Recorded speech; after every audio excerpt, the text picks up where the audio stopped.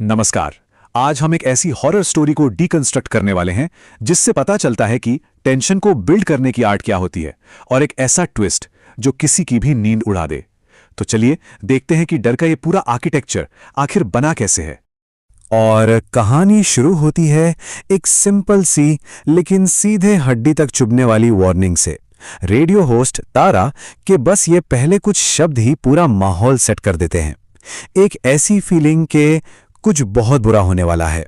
तो अब scene set होता है। एक रेडियो जॉकी है, बिल्कुल अकेली, 13वीं मंजिल पर एक साउंड प्रूफ स्टूडियो के अंदर, और बाहर जोरदार तूफान। मतलब वो बाकी दुनिया से पूरी तरह कट ऑफ हो चुकी है। ये जो अकेलापन है ना, यही उस डर की फाउंडेशन है जिसके ऊपर पूरी कहानी टिकी हुई है। तो यहां हमें मेन कैरेक्टर्स मिलते हैं, तारा और उसका शो मिडनाइट टेरर। देखिए, राइटर ने यहां अकेलेपन पर कितना फोकस किया है। आधी रात का वक्त, 13वीं मंजिल और ऊपर से एक साउंड प्रूफ कमरा। मतलब डर के लिए इससे परफेक्ट सेटिंग और क्या हो सकती है।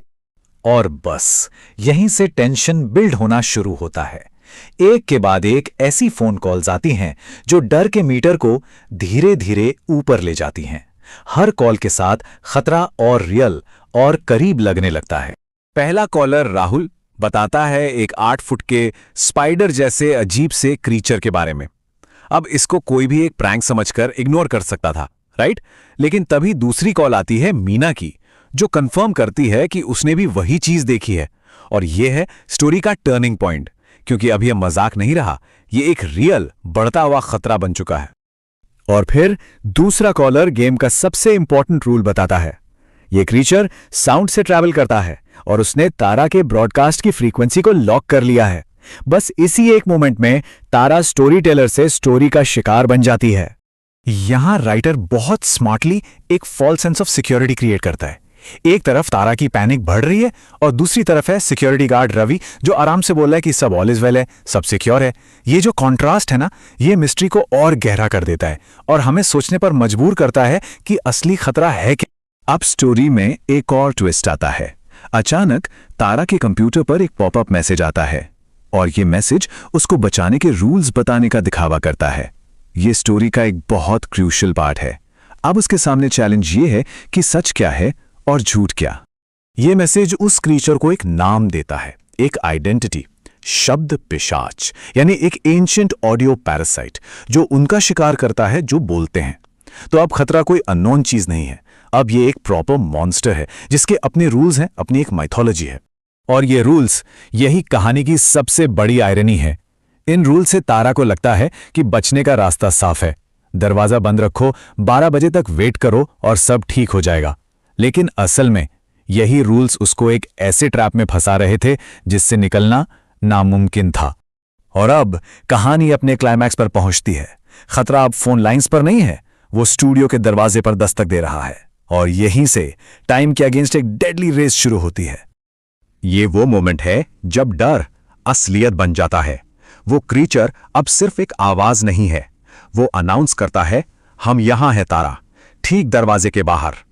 तारा का सेफ जोन अब उसकी कब्र बनने वाला है। इन आखिरी कुछ मिनटों में टेंशन आसमान छूने लगता है। 11:55 रवि की चीखें आती हैं, हेल्प मांगते हुए। फिर दरवाजे पर जोरदार वार, कांच टूटने की आवाज, और फिर ठीक 12 बजे एकदम खामोशी। ऐसी खामोशी जैसे तूफान गुजर गया हो, लेकिन असल में यह तूफान से पहले की शांति थी। और यह है तारा का वो फेटल डिसीजन जो सब कुछ बदल देगा। उन झूठे रूल्स पर विश्वास करके वो सोचती है कि बाहर जो भी हो रहा है वो बस एक चाल है, और अनजाने में वो अपने अकेले सेवियर को ही मौत के मुंह में धकेल देती है। ठीक जब लगता है कि चलो कहानी खत्म, तारा बच गई, तभी स्टोरी अपना सबसे बड़ा और सबसे भयानक पत्ता फेंकती है। ये जो जीत का एक छोटा सा पल था, वही एक न खत्म होने वाले आतंक की शुरुआत बनने वाला था।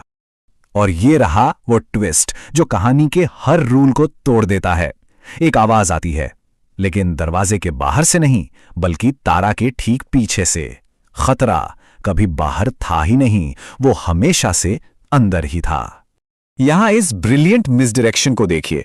तारा को यह यकीन दिलाया गया कि एक फिजिकल मॉन्स्टर दरवाजे के बाहर बंद है, जबकि असलियत यह थी कि असल खतरा एक ऑडियो वायरस था जो शुरू से ही स्टूडियो के अंदर उसकी ही आवाज से बढ़ रहा था। तो अब सारी पजल पीसेस एक साथ जुड़ती हैं। शब्द पिशाच कोई फिजिकल चीज नहीं थी, वो एक ऑडियो वायरस था जो पहली कॉल के साथ ही सिस्टम में घुस चुका था। वो दीवारों के साउंड प्रूफ फोम में तारा की आवाज को ही खाकर बड़ा हो रहा था। वो हैकर का मैसेज, वो भी मॉन्स्टर की ही चाल थी, ताकि तारा खुद को उसके साथ अंदर बंद कर ले। लेकिन एक सवाल अब भी बाकी है, अगर मॉन्स्टर अंदर था तो दरवाजे के बाहर मरने वाला वो आदमी कौन था? और इस सवाल का जवाब इस कहानी का सबसे ट्रैजिक, सबसे हार्ट ब्रेकिंग हिस्सा है। वो असल रवि था। सिक्योरिटी मॉनिटर्स पर उसने तारा के ठीक पीछे उस क्रीचर को बनते हुए देख लिया था। वो दरवाजा तोड़ने की कोशिश इसलिए नहीं कर रहा था कि तारा को मारे, वो दरवाजा तोड़कर अंदर आने की कोशिश कर रहा था ताकि वो तारा को बचा सके, जिसको तारा ने एक धोखा समझकर मरने दिया। वही उसको बचाने आया आखिरी इंसान था। और आखिर में मॉन्स्टर के ये शब्द तारा की किस्मत पर आखिरी मुहर लगा देते हैं। तुमने दरवाजा बिल्कुल अच्छे से बंद कर दिया। अब ना कोई अंदर आ सकता है, ना कोई बाहर जा सकता है। तुम्हारी आवाज अब मेरी है। उसने अनजाने में अपने ही हाथों से अपने लिए एक साउंड प्रूफ कब्र तैयार कर ली थी। कहानी यहां तारा की चीख के साथ खत्म हो सकती थी, लेकिन राइटर हमें एक और ज्यादा डरावने सवाल के साथ छोड़ जाता है। स्टूडियो की ऑन एयर लाइट अब भी जल रही है, तो सवाल यह है, अगर तारा नहीं बोल रही तो अब माइक पर कौन है? अब इस ब्रॉडकास्ट को कौन सुन रहा है?